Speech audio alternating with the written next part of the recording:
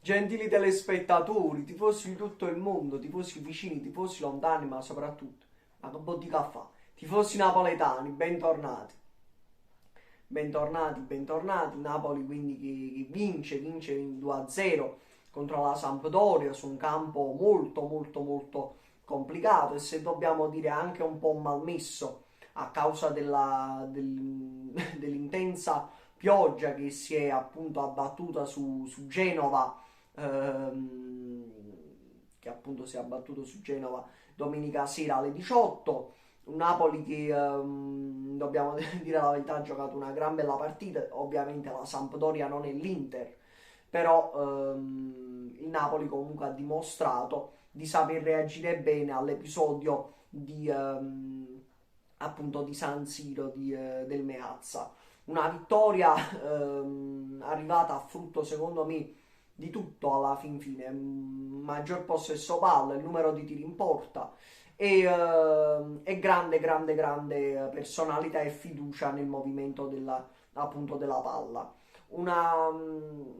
Possiamo dire una partita che è cominciata per il Napoli nel migliore dei modi, con un calcio di rigore subito arrivato nei primi minuti per appunto un pestone su Anghissà in caduta, che però poi appunto non è stato concretizzato da Politano perché Auder è stato bravo a deviare sul palo il calcio di rigore di Matteo Politano.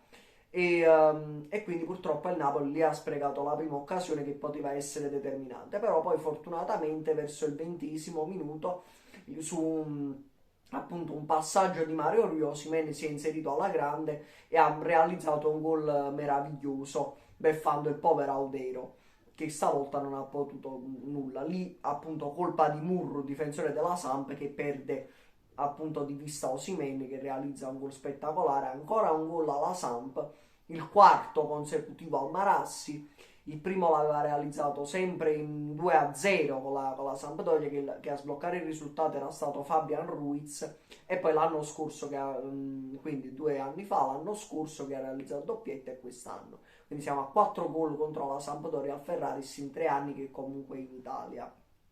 Questo è il terzo anno ed è l'anno che secondo me Osimhen sta giocando meglio perché fortunatamente momentaneamente non ha subito ancora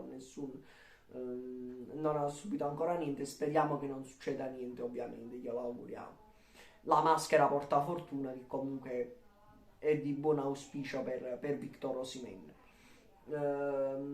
Napoli che, se possiamo dire, poi vabbè, la Sampdoria ovviamente è rimasta in 10 grazie a un'espulsione di Lincoln che per me, no perché sono tifoso del Napoli, ma perché quello veramente è un fallo da ultimo uomo e c'è espulsione netta, giustissima secondo me sul Rincon, quindi Sampdoria che è andata anche in 10, Sampdoria che ha tentato di fare qualcosa, però ragazzi onestamente questa Sampdoria attualmente secondo me è una Sampdoria che secondo me molto probabilmente solo un miracolo può salvarla perché questa almeno attualmente è una della Sampdoria più brutte degli ultimi 10 anni. Appunto non c'è più la gestione a livello di dirigenza di Ferrero. C'è appunto un'altra società, c'è un nuovo progetto, ma secondo me questa squadra farà molta fatica a salvarsi perché ha pochi giocatori che possono dare qualcosa appunto a questa squadra per poterla salvare. Napoli però che comunque è rimasto fino all'80° sull'1-0 e comunque nonostante la Sampdoria non creasse nulla perché non hanno creato nulla, il Napoli era impressionante quanto era sereno nonostante fosse solo in vantaggio di un gol, però comunque tutti quanti noi eravamo preoccupati che non entrava questo secondo pallone nella porta perché poi appunto con queste squadre come la Samp, la Cremonese e il Verona, squadre che comunque devono tentare la salvezza, può bastare un piccolo errore in difesa, una piccola indecisione e ti realizzano un gol del pareggio che ti possono rovinare tutto in classifica e l'andamento di un campionato. Quindi comunque poi fortunatamente è arrivato il calcio di rigore, il secondo per un fallo di mano da parte di Vieira e appunto l'arbitro ha decretato per il secondo calcio di rigore. Abisso è stato giustissimo nella decisione del secondo rigore che Elmas, nonostante io non sia un grande estimatore, dobbiamo dirlo, dobbiamo ammetterlo, ha realizzato un grandissimo rigore, veramente una bomba che ha praticamente beffato il povero Audero. e quindi è stato comunque poi la ciliegina sulla torta che ha chiuso definitivamente la partita e le speranze della Samp di trovare appunto un pareggio clamoroso dopo aver fatto quasi nulla. Passiamo alle pagelle. Meret un bel 7,5, è stato bravo Meret, nelle occasioni si è fatto trovare sempre pronto. Di Lorenzo 6 meno, non è in gran forma Di Lorenzo, secondo me nel secondo tempo poteva fare entrare Beresischi, è vero che è appena arrivato e si deve ancora inserire, però secondo me un minutaggio non gli avrebbe fatto male, secondo me. E anche un po' di riposo a Di Lorenzo. Mario Rui 6,5, è stato bravo, ha messo un ottimo assist, direi impeccabile su Osimhen. Mario Rui è sempre Mario Rui, ragazzi. Olivera sarà Olivera, ma Mario Rui è Mario Rui, ragazzi, non c'è nulla da fare. Grande, grande, grandissimo Mario Rui. Rachmani 6, comunque nel secondo tempo è entrato. Juan Jesus 6,5. Kim 7, è stato bravo, è stato intelligente Spalletta a toglierlo perché era appunto in diffida. Lobotka 7, è stato bravo.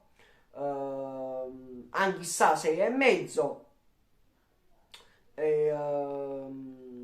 Anchissà 6,5 appunto.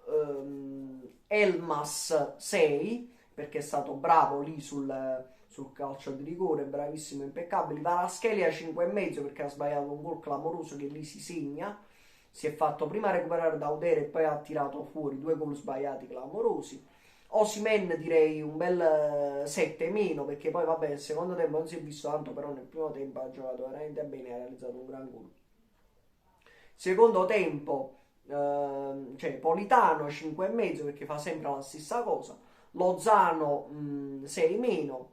Raspadori 5,5, la stessa cosa anche per Zielinski 5,5. Ndombele 6 però invece perché si è fatto vedere al centrocampo, è stato bravissimo come sempre Ndombele, che è in gran forma, veramente gran forma. Spalletti 7 perché è stato bravo, la squadra ha reagito bene, ha visto anche lui 7, sono d'accordo su tutte le sue decisioni. Quindi che dirvi ragazzi, quello che dovevo dire l'ho detto, ho concluso. Buona serata, forza Napoli, e venerdì tutti al Maratona per sostenere il Napoli contro la vecchia Juventus e cercare di vincere per andare ancora avanti in classifica. Ciao ragazzi e forza Napoli, forza Napoli, forza Napoli. Ciao.